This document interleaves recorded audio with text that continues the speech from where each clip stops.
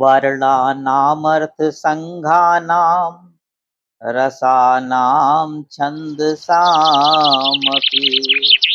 मङ्गलानां च कर्तारौ वन्दे वाणी विनायकौ भवानी शङ्करौ वन्दे श्रद्धा विश्वासरूपिणो याभ्यां विना न पश्यन्ति सिद्धा स्वान्तस्थमीश्वरम्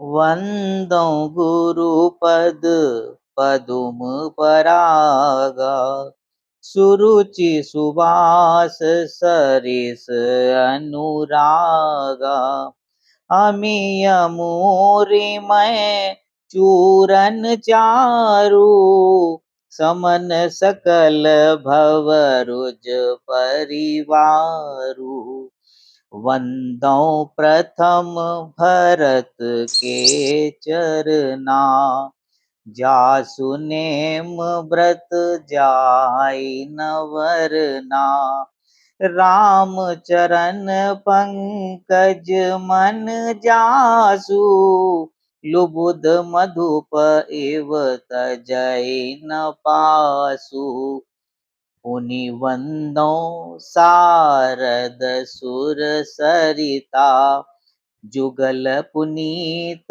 मनोहर चरिता मंजन पान पाप हर एका कहत सुनत एक हर अविवेका गुरु पितु मातु महेश भवानी प्रणवौ दीन बंधु दिन दानी बिनु सतसंग विवेक न होई राम कृपा बिनु सुलभ न सोई जाके रही भावना जैसी सो मूरत देखिय तिन तैसी सिया राम मैं सब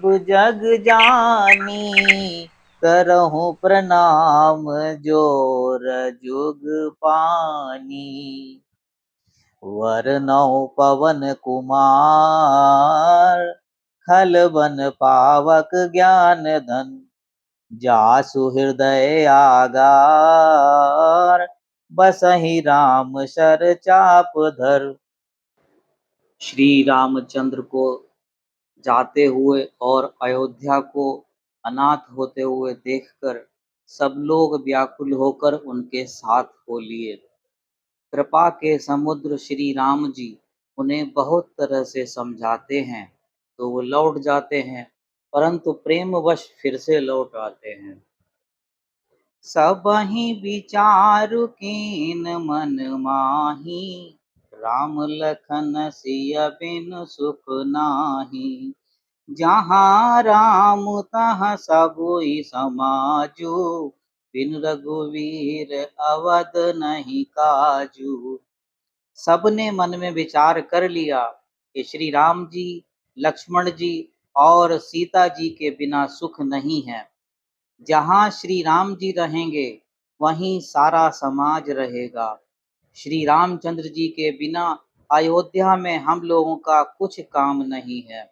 ऐसा विचार करके सब लोग अपने घरों को छोड़कर श्री रामचंद्र जी के साथ चल दिए।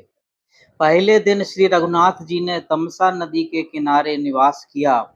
शोक और थकावट के मारे लोग सो गए। जब दोपहर बीत गई तब श्री रामचंद्र जी ने प्रेम पूर्वक मंत्री सुमंत्र से कहा कि रथ को इस प्रकार से हाँकिए कि पहियों के चिन्हों से दिशा का पता न चल सके।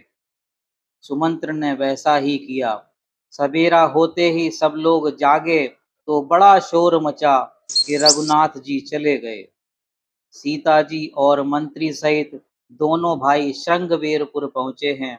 वहां गंगा जी को देखकर श्री राम जी रथ से उतर पड़े। और बड़े हर्ष के साथ उन्होंने दंडवत किया। लक्ष्मण जी, सुमंत्र और सीता जी ने भी प्रणाम किया। इसके बाद सबने स्नान किया। जब निषाद राज गुह ने यह खबर पाई, तब आनंदित होकर उसने अपने प्रियजनों और भाई बंधुओं को बुला लिया और भेंट देने के लिए फल मूल लेकर मिलने के लिए चला। श्री राम जी को दंडवत प्रणाम किया और उनके लिए विश्राम की व्यवस्था की। श्री राम जी लक्ष्मण और सीता जी के चरणों में सिर नवाकर सुमंत्र इस तरह अयोध्या लौटे जैसे कोई व्यापारी अपनी पूंजी गवाकर लौटता है। श्री रामचंद्र जी लक्ष्मण और सीता सहित गंगा के किनारे पहुंचे और केवट से नाव मांगी, पर वह लाता नहीं और कहता है कि मैं तुम्हारे मर्म जानता हूँ। तुम्हारे छूते ही पत्थर की शिला सुंदर स्त्री हो गई, मेरी नाव भी स्त्री बन जाएगी। एहि प्रतिपालऊं सब परिवारु, नहीं जानहु कछु और कबारू। ज्यों प्रभु पार अवसि गाचहु, मोहि पद पदुम पखारन कहू।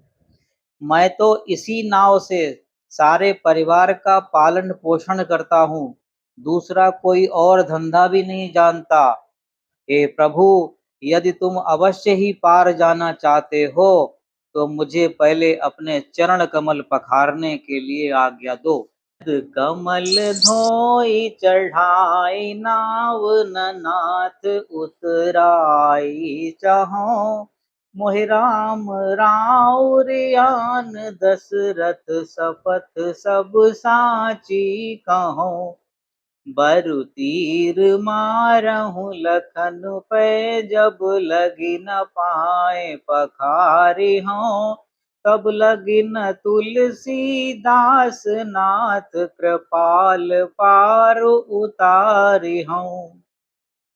हे नाथ, मैं चरण कमल धोकर आप लोगों को नाव पर चढ़ा लूंगा।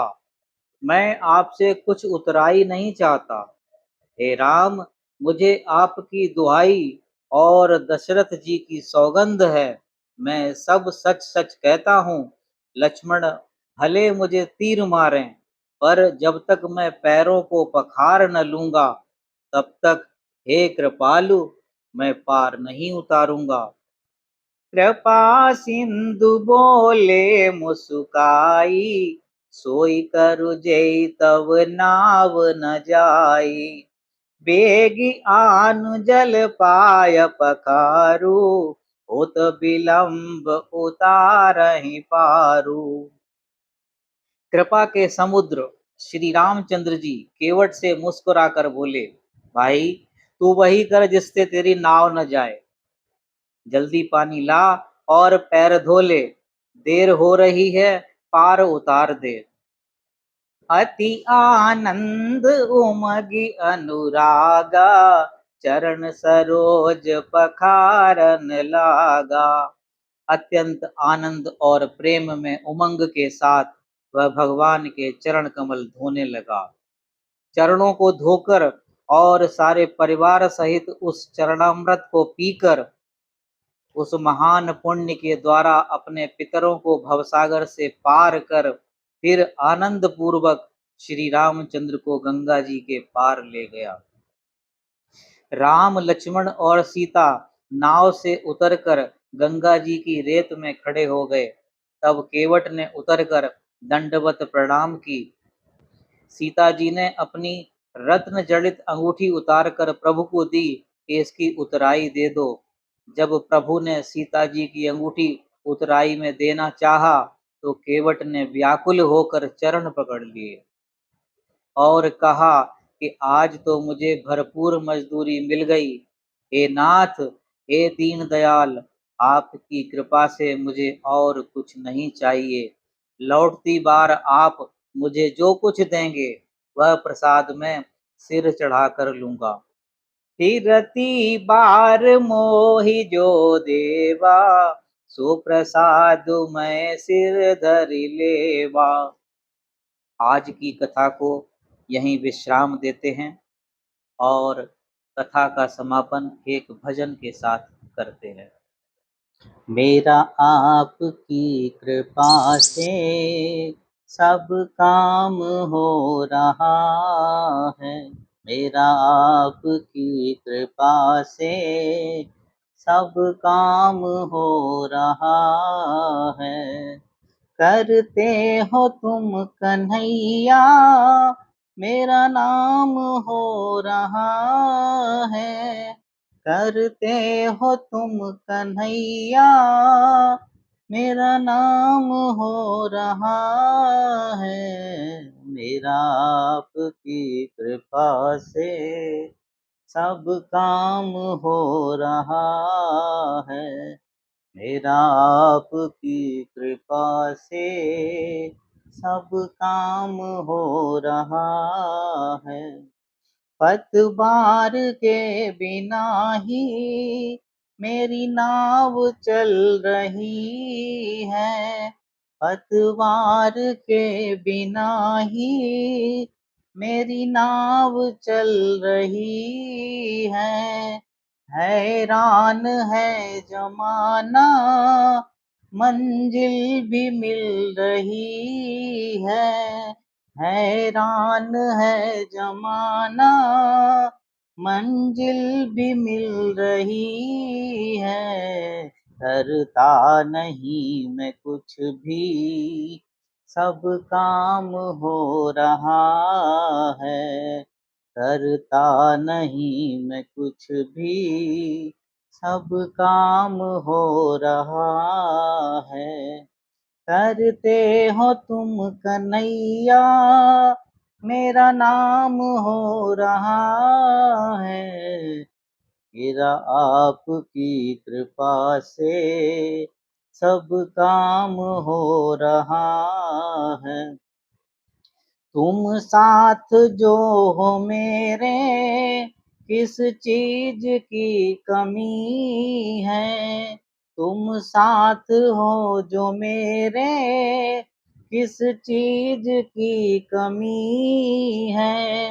किसी और चीज की अब दरकार भी नहीं है।